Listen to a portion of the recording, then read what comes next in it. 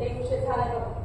आवड जंगलात तुम्हाला 20 लाकडं फोडायला लागतात आणि काय बिना खाता बिना तुम्ही जंगलातून सरळ तिकडे मंदिराकडे आला. लई भूक लागली असेल. अगं मला या विठ्ठलाच्या दर्शनाची भूक लागली. त्या परत काय बी गोड लागत नाही बघ. सोय कसं हा सनिष्ठ होते इतरांना दर्शन देतो आणि मला एकट्याला मंदिरा माहिती होतं. आपण खालच्या जाते मग तेव्हा आपल्याला कसं बरं दर्शन देतो. अगं आपण पुजाऱ्यांच्या पाया पडायचं ते पोचतं बघा ते पांडू करतात. आता जास्त विचार करू नका. चला लवकर. अक्षी बरोबर बोलली बघ सोय. अरे बाप आपला देव आहे. आपला देव आहे. आपला देव आहे ना तिकडे आहे बघ तिकडे गाव कसा बाहेर लाल शेंदूर फासलेला हो आपला देव. बरं तू इकडे इकडे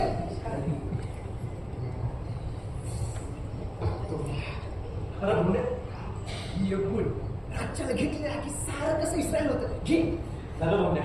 अरे अरे अरे या असल्या वाईट सवयीमुळेच आपले बदनामी होते. म्हणणे तोंड्या अरे या विठ्ठलाच्या नावाची नशाच सरकत श्रेष्ठ राहिले. पान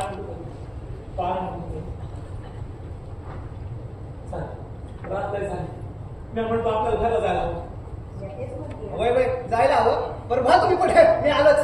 तुम्ही चल की. अरे बाबा काम आहे मला जरा तू हो मोर सोय याला घेऊन निघा मी आलोच. हा चल सोय.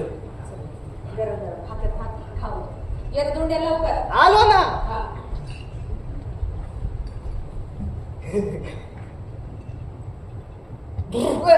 सोय आलो चोख्या.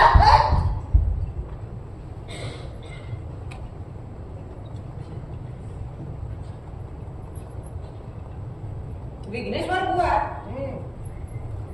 हा चोख्या सारखा मंदिरावाशी का बरे गुंतवत असतो. नाही त्याचं इथे काम काय. बरं एकटा येत नाही 2-3 माणसे आणखी त्याच्या सोबत असतात. मला काही हे लक्षण ठीक वाटत नाही. हो तुम्हाला काय वाटते. नाही म्हणजे मला त्याच्यावर संशय आहे पण तो निश्चितपणे कशासाठी येतोय हे मलाही ठाऊक नाही. पण मला असं वाटतंय शास्त्रीबुवा मंदिरात सोन्या चांदीची भांडी आहे. हा रात्रीच्या अंधारात दर्शनाच्या नावाखाली सोपं आहे. काय विघ्नेश्वर बुवा काय अहो एखादा माणूस गरीब आणि अगदी म्हणजे खालच्या जातीचा असला म्हणून तो चोर असे समजणे हा त्याच्यावर अन्याय नाही का. त्यातून चोखा तर नेक इमानदार म्हणून सगळ्यांना माहिती आहे. अहो पंढरपूरच्या दिवाणांचा विश्वासाशी पाहिजे तो. काही त्याचे गोडवे गाऊ नका. मी कशाला बोलवे. नाही तुम्हाला आपला फुकटात गडी राबवायला मिळतो म्हणून इतकी नका त्याची बाजू घेऊ. ही म्हणजे हिनच. आम्ही कधीही त्याला देवळात पाहून ठेवू देणार नाही. कुठे काय अहो तुम्ही नाही हो चोखोबान त्यांची लोक. मग ठीक आहे. पण मला एक गोष्ट कळत तुम्ही एवढे भडकताय कशासाठी. अहो बिचारा साधा गुण आहे. ज्याने कोणी कोणतं काम सांगितलं की लगेच आनंदाने चुकारपणा न करता करतो. बरं मजुरीबद्दल त्याची काही भरपूर नसते. आता मागच्याच आठवड्यात बघा अहो आमच्या घरची लाकडं संपली. आता चूल कशी पेटणार. लगेच चोख्याला निरोप काढला. तर चोख्या म्हणतो माझी बायको तर आपल्याला चूल म्हणलेली आहे. म्हटलं काही सगळं मी सांगू नकोस. गेला बिचारा रानात आणि येऊन आला लाकडाची भली मोठी पोळी. 2-4 पैसे ठेवले त्याच्या हातात. आता नाही म्हणाला 2-4 काठी मोडले त्याच्या पायात.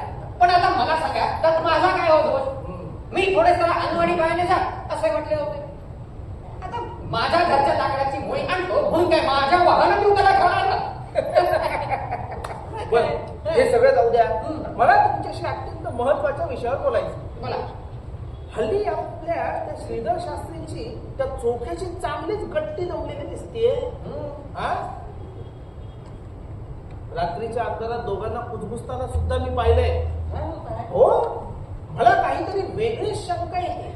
म्हणजे मागच्याच महिन्यात त्या बिदरच्या संस्थानिकांनी जो मोठा चंद्रहार अर्पण केला त्याची मोहितात कुठं झाली असेल आपल्या दप्तरात. त्याच्यावर तर डोळ्या नसेल कारण मंदिराच्या दागिन्यांची सगळी जबाबदारी आपण त्या श्रीधर शास्त्रींना सोपवली आहे. आणि त्यांच्याशीच चोख्याची संधी म्हणजे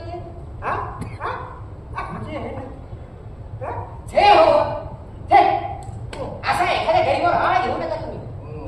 नाही म्हणजे मंदिरातल्या तुमच्या स्वतःच्या आपल्या तपकीच्या पेक्षा ही म्हणजे अत्यंत क्षुल्लक आहे बा. बोलाल तर जीवास मुकाल. अहो नाही काहीतरी जरा तोंड सांभाळून बोला. आणि घेतायत. अहो तुम्ही आपला उगाच गैरसमज करून बरं चला अंदाज बघा किती पडलाय ते. सांगतायत आम्हाला. अहो विघ्नेश्वर काका, तुम्ही ऐकत काय शास्त्री बुवा त्या झाडी मागून कोणीतरी येताना दिसतंय. तुम्हाला दिसतंय का? दिसतंय. त्याने घुंगडं पांघरलेलं दिसतंय. तुम्हाला दिसतंय. अहो ते बघा, त्याचा पायात चांदीचं कडं चमकतंय. तुम्हाला दिसतंय. आणि मग त्याच्या मागं तो कोण? काही अरे हे तर आपले श्रीधर शास्त्री बुवा. काय? हो तर शास्त्री चला तिथे मागे लपून पाहूया काय सांगताय. चला.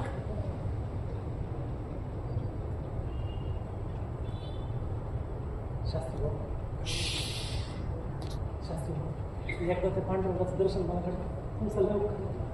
सुखा, अरे तुझ्या पांडुरंगाच्या प्रेमापोटी मी हे धाडस करतो.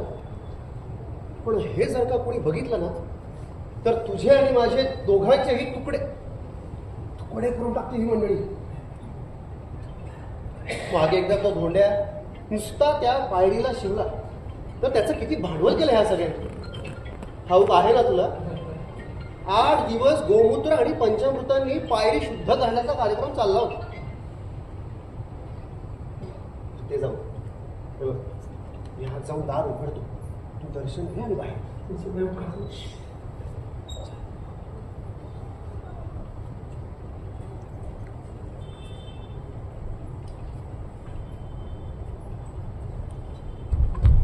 अरे चोरा, तुझी ही हिंमत चोरी करायला आला होतास की काय? आणि शास्त्री तुमच्या संमतीने या चोऱ्या राजरोसपणे सुरू आहेत है ना? उद्या चावडीवर त्याचा काय फैसला व्हायचा तो होईल. हा चोख्या तर एक चोरच, पण त्याला साथ देणारा हा शास्त्री सुद्धा चोरच. विघ्नेश्वर, तोंड सांभाळून बोला. काय कराल हो? काय कराल? माझा फैसला उद्या काय व्हायचा तो हो. काय कराल ते तुम्हाला आता कळेलच. तो बिचारा दर्शनासाठी तडफडत, पण तुम्ही त्याला साधं दर्शनही घेऊ देत नाही. अशी जातीभेद करणारे तुम्ही पडत मूर्ख आहात. मी घेऊन आलोय त्याला दर्शनाला. हो मी घेऊन आलोय त्याला दर्शनाला. आणि विठ्ठलाच्या दर्शनाला घेऊन जाणे हा जर का गुन्हा असेल तर त्याची शिक्षाही मला करा. पण मी त्याच्या अंगाला हात देखील लावू देणार नाही. हो, विठ्ठलाच्या दर्शनाचा अधिकार हा सर्वांचाच आहे आणि तो त्याला देखील मिळायलाच हवा. श्रीधर शास्त्री अहो शुद्धीत तर आहात ना? हा खालच्या जातीतला चोखा जर आपल्या विठ्ठलाच्या दर्शनाला गेला तर आपल्या देवाला त्याचा विचार होईल एवढे तुम्हाला कळत नाही? अहो आम्ही आमच्या विठ्ठलाला पंचामृताने नाव घालून शुद्ध करतो हे तुम्हाला ठाऊक नाही. माणसांचा विचार होऊ नये म्हणून आम्ही त्याची जीवापाड काळजी घेतो आणि तुम्ही खुशाल याला विठ्ठलाच्या दर्शनाला नेता. विठ्ठलाचं दर्शन काय एवढं सोपं आहे का? की कोणीही यावं आणि त्याच्या पायाला स्पर्श करावा. बघताय काय? घराच्या प्रकारात